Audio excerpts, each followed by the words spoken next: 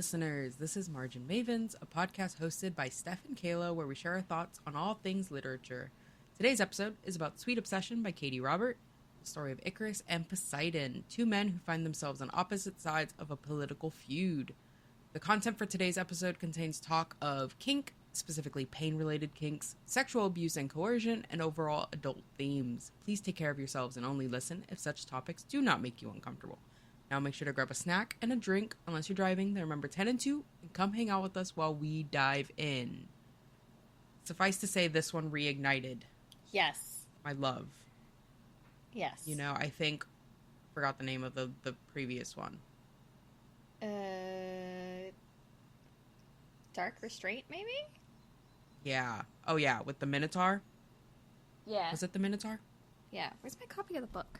Yeah, Here we go. I don't remember enjoying that all that much, and so I was really nervous about this one, but I happened to get it on NetGalley, shout out NetGalley, and it was part of my working on my percentages, which I have not done in a while, and so that's probably stopping me from my best life. So this one follows Icarus and Poseidon.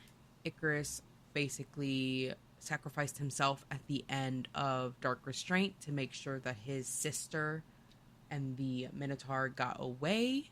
And Poseidon takes him in, and we have seen very little of Poseidon. He has been purposefully not He's been mentioned involved. but never shown. Yeah, he's been mentioned but never shown.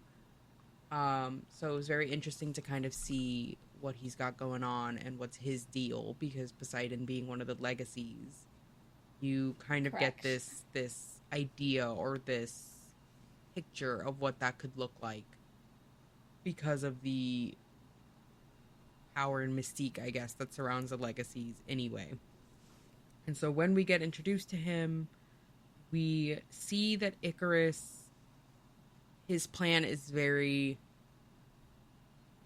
Icarus in how we have met him and how we've gotten to know him, in that he plans on seducing his way into protection with Poseidon, and he just views Poseidon originally as a mark. Things get pretty sizzly between them very quickly. And the feelings, too. The feelings catch really quickly. Yeah, which, the feelings also granted, catch. is a theme in this series. And both of them are kind of surprised by what the other one brings to the table. We find out that Poseidon is very pain kink oriented, which kind of makes sense because he's got all of this power and decision making that he has to do on a day-to-day basis. So it makes sense that in certain intimate areas of his life, he's going to be more interested in not making the decisions and kind of just letting somebody Turning else the brain off. Yeah, and so that's a pretty big theme within their dynamic. One of the things that happened pretty early on in the book that I think really drives the rest of the story is that Icarus, under Poseidon's protection, is attacked by...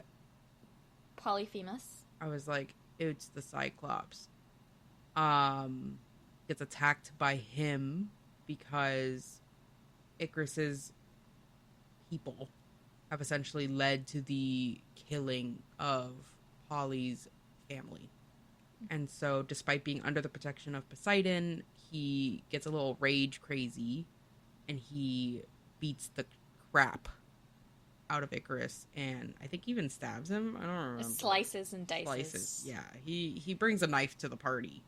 Yeah. And Poseidon takes this very personally, because even though by this point he's obviously not a fan of Icarus, they hadn't really spoken to each other very much and whatever, he takes the protection of the people under him very seriously, and he fully believed that even if Polly didn't like him, that it wouldn't turn Lead to this. That. Yeah.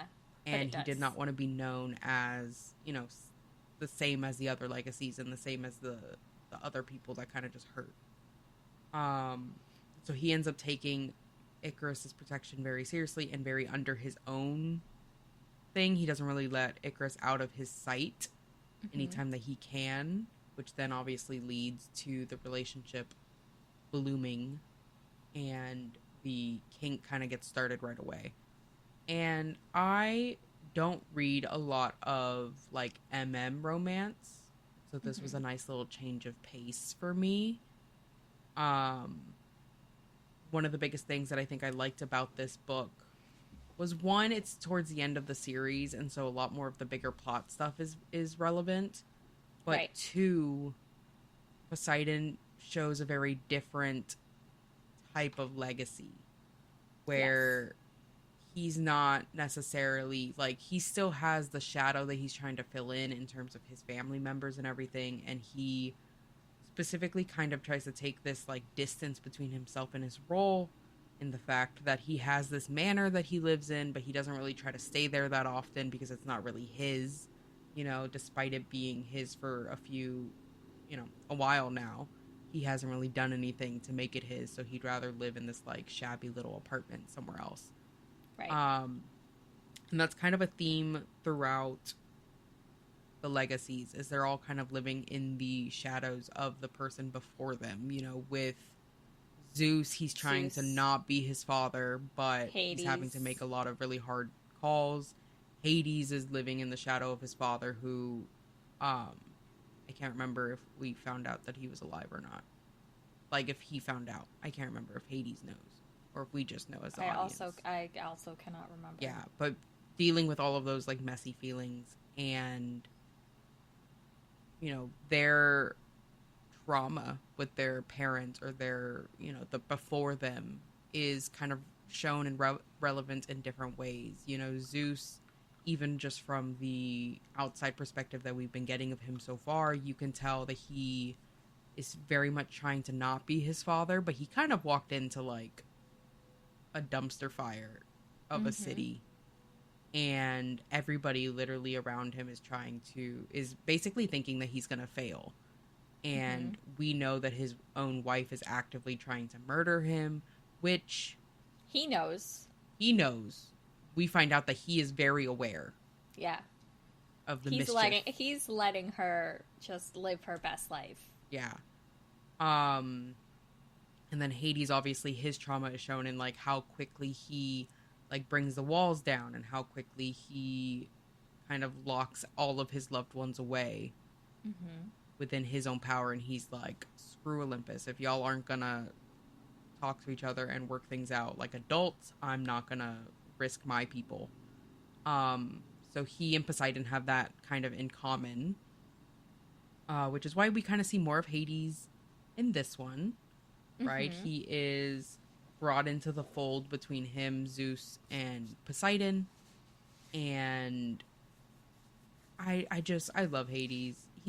I know we've talked about this, but he and Persephone will have my soft spot because they got me into this series, and I also just think that it's really cool that despite them being like, we've read their books so long ago, and like in terms of the storyline it was so long ago now, they're still so like, they really haunt the narrative throughout this. I don't because think it's really what kickstarted the whole what shaped everything.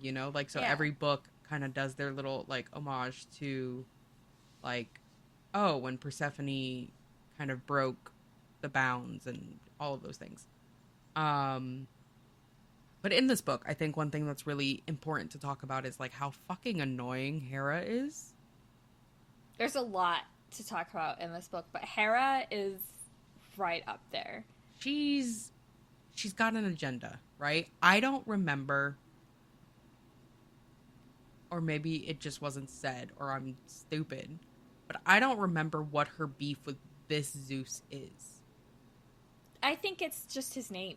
I think it's just because of what he gets born into. Like, such a cowabummer, honestly. Because I'm like, yeah, if it was the previous Zeus, like, I get it, understand, which is why I'm so excited for their book, because I need to understand her more. I need to understand what is her thought process. What's her beef? How did she get to the point that she's at now, where she's actively plotting his death? Yeah. And also, like, actively plotting his death, but she's also just mean. You know, like... For somebody who does not like the 13, who does not appreciate Olympus, she sure does embody a lot of what is wrong with them. And it's just this interesting, like, does she understand that she is part of this problem them? Now? Like, yeah, like, does she understand that, or is she? It reminds me of, there's a scene in the Gilmore Girls, right? Which, shout out Gilmore Girls fans, but there's a scene where Rory, who, I don't know what happened. I mean, yes, I do, because I've deep dived and stuff, but the writer of the Gilmore Girls changed. Yes. Like a few seasons in, and so that's kind of where you see the fall of Rory Gilmore, because she was my favorite until she wasn't, and she very quickly did not become somebody that I enjoyed. Mm-hmm. But there's a very telling scene towards mid to the end of the series where she and her boyfriend at the time, Logan, are having an argument, right? And she kind of the entire time has this like idea in her head of like, oh, these rich kids, like, they don't know reality and they're so out of touch and whatever. And he kind of like humbles her very succinctly and is like, you went to private school. Yep. You're going to Yale. Your grandparents bought you a building. Like, yeah. You like, know, all you of are these one things. of the rich kids. Yeah. And she has this moment. And so it's kind of how I feel about Hera in terms of like, you've got a beef with the system, but you are now part of that system, and you are also actively kind of making things worse to that system. Yeah. So I'm interested in their book because I want to know like what's her beef and what's her long-term plan. She really comes in this one and is like annoying as hell. We get a brief look at Hermes again. We get a more Hermes, which she was there. For those of you who might not be aware, because these Hermes videos were on Patreon before. Yeah, if Hermes has no haters, then Steph is dead. Yeah, I can't stand her. But that is so, like, I think she's so well written because she is not meant to, like, necessarily be liked, obviously, by this point in the series. I want to know her motivations. Like, Hermes is the most interesting to me. Yeah, I can't stand weasels. Yeah. You know, call me Dora the Explorer. I cannot stand weasels. And that's kind of just Hermes for whatever reason, right? You never know where she stands. Everybody's constantly just like, and when she gets introduced in the series, she gets introduced as this like playful little mischievous little sprite, quirky little thief that just sort of like slinks in and out. And you don't know how. I already didn't like her then, you know, before I had reason not to like her. I was already not a fan. Because I like boundaries, and I like if I tell you that this room is not meant for you to be in, I like you not going into this room. You know, like simple rules on my end. But then she gets really annoying as she starts actively plotting against everyone, or who knows what reason. And then when we find out the reason, I'm like, okay, but like, for why? So we see a little bit of her. We see Cersei. Yes, we finally get our first like real kind of feel for Cersei. And when we meet her, she knows. Yeah. So much. Yep. When we meet her, it is when Hera and Poseidon are going out to talk to her. And it very quickly shows, I think, at least in my eyes, how in over her head Hera is. Yes, it does. Yes, because she walked in with this like bravado and this like I'm 10 steps ahead or whatever, and Cersei's like, you're not even playing the right game. Like, and Cersei's like, I'm out here playing chess. You're still playing like Chutes and Ladders. Like, I don't have like I don't care about what you're telling me right now for you. Which is why I think like Hera and Zeus's book is going to be really telling, because obviously we're probably going with the way that Katee Robert books go, right? Like by the end of that book, it's pretty safe to say that they will be on the same side.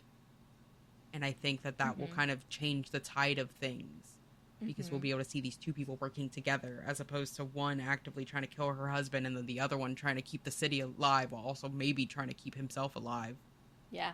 Having the same goal now would probably be good. And we know, I guess slight spoiler, we know that the culmination of this plot with Cersei is coming to an end sooner rather than later. Like, we're talking, like, within the next month, maybe, or two, by the end of the book. Because Poseidon and Icarus reunite at the end of the book, and it's, like, 4.5 months later? And we knew, based on the promise that Poseidon made to Icarus, give me 3 months after we're done with Cersei, and I'll be there. Like, I'll meet you. Yeah. We'll have our life together. So, like, we know that whatever's coming in the next book... It's very quick. It's basically there. There's gonna be a lot of plot. Yeah. And in these, like, two books? feel like There's, it's like, going to left, be... yeah? Yes, because it's tender cruelty, and then it's the Cersei, Hermes, and some mystery person. Which, the fact that I have to end this series reading anything about Hermes is really going to try my patience. It's really going to try me. Because when I tell y'all, like, if I was just in the boat of, I didn't like Hermes once she, like, flipped sides, that would be one thing, you know? Like, I didn't like Hermes from the jump, so it's gonna be real difficult for me. So I'm not looking forward to that. So Katee Robert, don't even worry, take your time. We find out some background info, right? Poseidon and Demeter were together very briefly, right? Which I think is like the only thing anybody really knew about Poseidon, like outside of the 13, is that him and Demeter had a little flingy fling, and that was it. Because and I he like stays that so low. Yeah, and I like that they are still on decent terms. Yeah. We find out, so the whole premise is by the end, Icarus kind of starts taking responsibility for his people. He kind of has this moment of realization that with his dad being dead, he is now a frickin' rich man and has the power to make change in... He realizes he can actually make some, like, systematic changes to the way that things happen, and so he goes back home, and he and Poseidon have this conversation, basically saying, like, hey, give me X amount of time, and then I will come find you, and we will be able to be together. Because Poseidon does not want to be Poseidon, you know? He is fully there out of obligation to his people, and obligation to, literally, just his people. He's going to go after Icarus and stuff, which was so nice to see, because it, you know, it goes through the recipe for a Katee Robert book, and the fact that, like, the couple deals with some sort of third act issue, but then they're settled by the end of it, right? Which I am not a fan of the third act thing, so I did like a little bit of the deviation. It was handled brilliantly. Like, it was very much like, we're not breaking up, we just each have our own thing that we need to take care of right now. Yeah. And I was so worried that this book was going to end without them reuniting and being happy and us seeing that, and I was sweating. I was sweating for a bit. I also like that this one mentions a lot of the couples from previous books, right? We get Psyche gets mentioned, right? Very briefly. And very briefly, but they're like, like, her guy will be on the battlefield if necessary and stuff like that. Like, we remember that all of these couples that we have, they're all formidable in their own way. Right.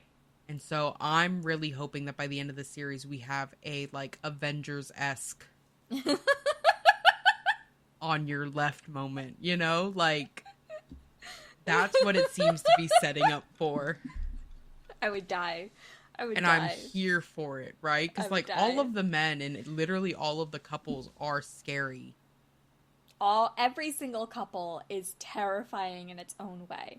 Yeah, and so I just want a Endgame-esque episode. You know? Like a chapter. Yeah, give me that. Give me like what they did in Battle of Olympus, what they did in Blood of Olympus. Not Battle. What was the last book of House of Hades? No, of the original. Oh, The Last Olympian? Yeah. Something like that. But sure. Give us one of those where we see them all dealing with it together. Even if it's not like an actual fist fight, you know? Which I don't understand how this wouldn't be a fist fight because she's literally bringing soldiers. Is she, though? Like, that's the interesting part. Because at the end, now we're going to get into tinfoil hat time. Yeah. At the end, she's not on the boat. The boats were a distraction. Where the hell is she? And what is she doing? I'm thinking she's already in the city and just... She's just chilling. She's just chilling because very few people know what she looks like. Yeah. Welcome. That would make sense. That would make sense in terms of, like, bringing Cersei and Hermes. Because we obviously get that book. Plus the mysterious third that I still thought it was Hera, honestly, up until like, could be this book, but it could be. Yeah, could be. Could be another Hera. I don't know. Anything's possible. Yeah, I don't know. I am not making any theories for this one. I'm going to say something that might be slightly controversial. Oh no, but never you.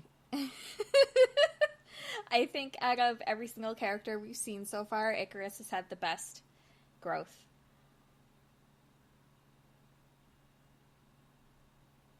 Yep.